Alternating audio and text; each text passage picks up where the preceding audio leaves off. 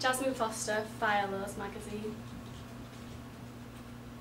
For the first 3 slides, it's going to be about how I use conventions. And I use things such as the header, the masthead and cover lines, and there's a pull quote down there. So that's when I fell over the wall. And then on my front cover, I tried to stick to the Z plan, and I drew attention to the left third. I also added a CD, which was on the left third as well. And then for my contents, I stuck to a similar font that was easy to read. It was in numerical order so that people could navigate through the magazine. The images were small and they were all of singers and DJs, which is what my magazine was aiming for. And the background was also really bright. And then for the double page spread, I used the same brush effect that I did on the front cover, but in different colours. I used a Times New Roman font for the questions, and I kept the answers and the questions different colours so they were also easy to read. And then I had a separate fact file of information about my main person, which was DJ Pyro, and that's just like extra information for the audience. And then the images I used on my front cover was, he was bright, he stood out, he's similar to Calvin Harris in the way that he stood, the way the photo was taken, and also the way that they promote themselves with their style and how that image is put across. And the artists on the contents page, they represent young women and young men, and they were both DJs, and they represent the age that the magazine aimed for. And then also in the double page spread, the way that DJ Pyro spoke was with like lots of slang, and it was quite young speaking. And then what kind of media institution might distribute my media product was Issue Online, because they could publish it online for free, which would cut down on distribution costs. And then I could also take it to IPC Media, who could publish it, and then take it to WH Smiths, who could stock it and then sell it that way, which is quite handy because lots of people go in shops to buy magazines, and then that way they've got it in their hands. And then the audience of my media product would be quite young. They'd be between 18 and 25, some slightly older or slightly younger, but mainly 18 to 25. They would be into clubbing and the Ibiza scene, and they'd like dance music. And then I did a survey using SurveyMonkey to find out my audience feedback from my magazine. I tried to attract my audience by having young models around the right age range, and also using bright colours on the magazine and having a free CD. The people that took my survey were mainly female, and then they were mainly 18 to 20, but there was some over and some younger.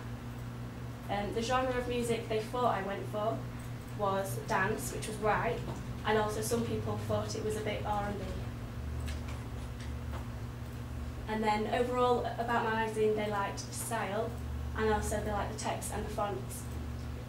They disliked the colours, which is something I could improve on. And then I've learned a lot about the process of making magazines over this term, and I use things such as Blogger and Issue, which I'd not used before, and then normal things such as Excel and PowerPoint, which I'd used quite a lot. And then before starting the course, I'd not used Photoshop before, and so I've learned a lot right from the beginning to the end, but mainly the difference between my college magazine and the music magazine. I think I've used better techniques such as brushes and effects, and I've used more textiles from the font, and I think it looks more professional, and I think the images I took were a bit more professional looking than the ones in my older magazines. And that's that. Okay. So just if we can just have a look at the front of your magazine. Full screen with that for us.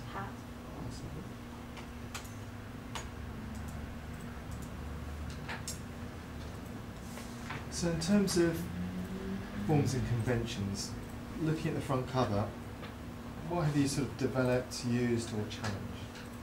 I've used like skylines and then like the masthead, and I've got like taglines just there.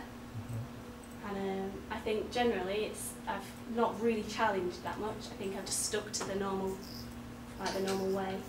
Sure. Okay. Was there one thing that surprised you in terms of audience feedback once you produced the magazine? Yeah, they didn't like the colours, and I thought I tried to aim for quite bright ones, especially on like the contents on the front cover. I think I probably would have tried more with the double page spread, as I don't like the background colour anymore. So. What would you do differently with the double page spread? I think I'd make it a brighter colour on the actual background, and then I'd perhaps like change the clothes that my person was wearing. Okay. Questions? With the contents page and like the double page spread, they like seem to flow. Is there like, do you think? No, I don't think they match as well as what they could do. No, I think them two match. I just wondered what you thought about the front cover with it. Well, I tried to make the front cover match with the double page spread using the particular brush, the same one on the background. Oh yeah. That's how I tried to make the link. And also the same text style from the font is the same all the way through. I just tried to make it link as well. Throughout the entire year, what do you think has been your biggest learning curve? What's been the... I think Photoshop as a whole, I'd never like been on Photoshop at all. I didn't know anything about it, and I think just learning all the different tools and all the layers and all the effects, all that kind of thing, that's all new to me. So. Okay. Thank you very much.